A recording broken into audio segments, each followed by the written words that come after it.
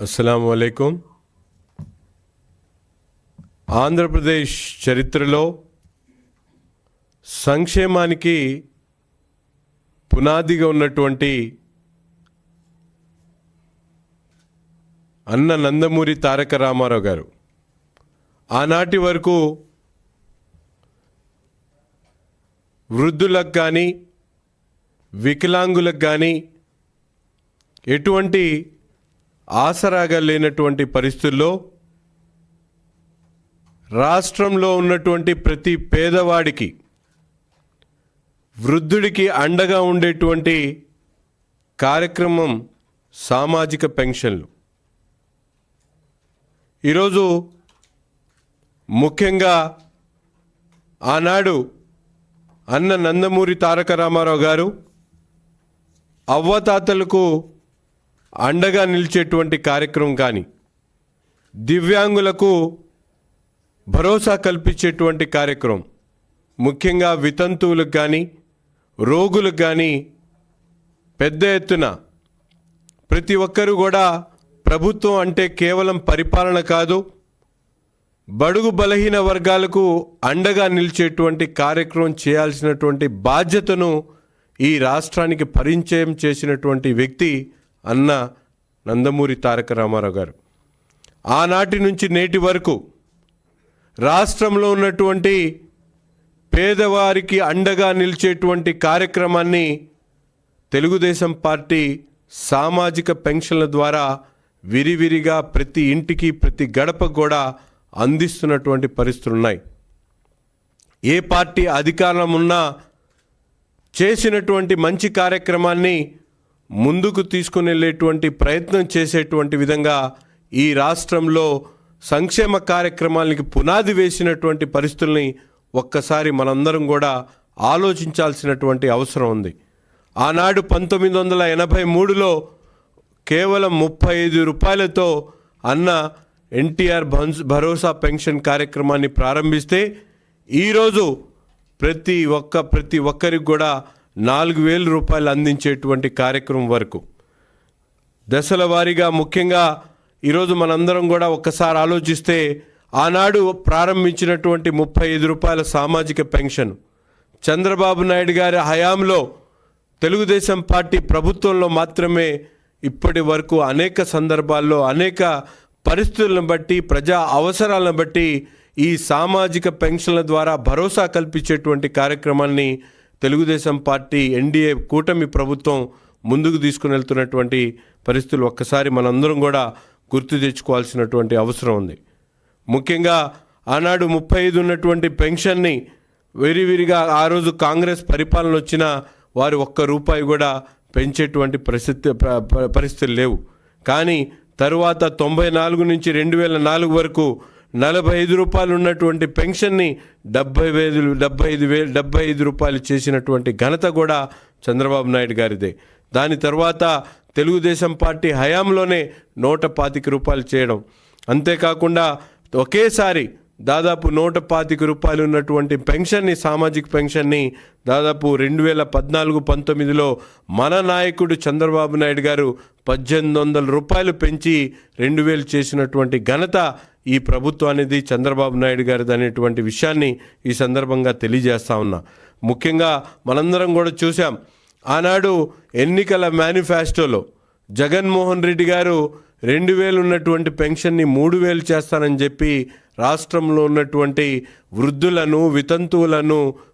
వాళ్ళందరికీ కూడా చెప్పినటువంటి పరిస్థితులు. కానీ అధికారం చేపట్టిన తర్వాత 2,000 ఉన్నటువంటి పెన్షన్ని దశల వారీగా 250 పెంచుకుంటూ 5 సంవత్సరాలు తాత్సారం చేసినటువంటి పరిస్థితులు. మన ప్రభుత్వం చెప్పినటువంటి మాట ప్రకారం 3,000 ఉన్నటువంటి పెన్షన్ని మొదటి నెలలోనే 4,000 ఇవ్వడమే కాకుండా అప్పటికున్నటువంటి బకాయి ఏదైతే 3,000 ఉందో ఆ సంవత్సరానికి సంబంధించినటువంటి బకాయిని కలిపి 7,000 ఇచ్చేటువంటి కార్యక్రమం చేసినటువంటి ఘనత ఈ ఎన్డీఏ ప్రభుత్వానిదని ఈ సందర్భంగా తెలియజేస్తా ఉన్నా. ముఖ్యంగా ఒక్కసారి మనందరం కూడా చూసుకుంటే రాష్ట్రంలో ఈరోజు ఎంత ఆర్థిక ఇబ్బందులున్నా కూడా దాదాపు 66,000 కోట్ల రూపాయలు కేవలం ఈ సామాజిక పెన్షన్లకు ఈ 2 సంవత్సరాల్లో ఇచ్చినటువంటి పరిస్థితులు మనందరం కూడా ఒక్కసారి గమనించాలి. ఈరోజు రాష్ట్రంలో కేవలం వృద్ధులకు వితంతులే కాకుండా ఈరోజే దివ్యాంగులు ఎవరైతే ఉన్నారో వారెవ్వరూ కూడా రోడ్ల మీదకి వచ్చి ధర్నా చేసినటువంటి పరిస్థితులు కావు, కానీ ప్రభుత్వాలు విన్నవించినటువంటి పరిస్థితులు కావు. ఒక మానవత్వం కలిగినటువంటి నాయకుడిగా ప్రతి ఇంటికి కూడా ఒక పెద్ద దిక్కుగా చంద్రబాబు నాయుడు గారు చేసినటువంటి దివ్యాంగులకు సంబంధించి 3,000 ఉన్నటువంటి పెన్షన్ని 6,000 చేయడమే కాకుండా ఈరోజు మనందరం కూడా చూస్తూ ఉన్నాం. పూర్తిగా మంచానికి పరిమితమై ఈరోజు ఆసరా అండ కోసం ఎదురు చూస్తున్నటువంటి వాళ్ళకి 15,000 ఇచ్చేటువంటి కార్యక్రమం కానీ, ఇంటింటికి వెళ్ళి ప్రతి నెల 1వ తారీఖున ఉదయాన్నే వాళ్ళ ఇంటి దగ్గరికి వెళ్ళి అందించేటువంటి కార్యక్రమం కానీ, సెలవు వస్తే 1వ తారీఖున 31వ తారీఖునే వాళ్ళందరికీ కూడా ఆ పెన్షన్ వాళ్ళ ఇంటి గడపకు తీసుకొని వెళ్ళి ఎవరికి కూడా ఇబ్బంది కలగకుండా చేసేటువంటి కార్యక్రమాన్ని ఈరోజు మన ప్రభుత్వం ఎన్డీఏ కూటమి ప్రభుత్వం చేస్తున్నటువంటి పరిస్థితులను ఈరోజు రాష్ట్ర ప్రజలకు తెలియజేయాలనేటువంటి ఆలోచన ఈరోజు ఈ ప్రెస్ మీట్ పెట్టడానికి ముఖ్య కారణం. ఈరోజు మనందరం కూడా చూసుకుంటే దాదాపు జగన్మోహన్ రెడ్డి గారి హయాంలో కేవలం పెన్షన్ల కోసం వాళ్ళు ఖర్చు పెట్టినటువంటి ఏదైతే 2009 నెలలోనే దాదాపు వాళ్ళ పరిపాలన మొత్తంలో ఈరోజు రాష్ట్రంలో మనం ఇస్తున్నటువంటి పెన్షన్లు ముఖ్యంగా దేశంలో ఎక్కడ లేనటువంటి విధంగా పక్కన ఉన్నటువంటి రాష్ట్రాలు పోల్చుకుంటే ఈరోజు మన రాష్ట్రంలో ఎంత ఆర్థిక భారం ఉన్నా కూడా సామాజికంగా అన్ని బడుగు బలహీన వర్గాన్ని అలాగే వెనకబడినటువంటి వాళ్ళందరినీ కూడా ఆదుకోవాలనేటువంటి ఆలోచనతో మన ప్రభుత్వం చేస్తున్నటువంటి కార్యక్రమం. అంతేకాకుండా ఒక్కసారి మనందరం కూడా చూసుకుంటే ఏమైనా సమస్యలు వస్తే ముఖ్యంగా పెన్షన్ల పంపిణీ కార్యక్రమంలో ప్రతి ఒక్కరికి కూడా డిజిటలైజ్ చేసి వాళ్ళు ఎవరైనా ఇంటి దగ్గర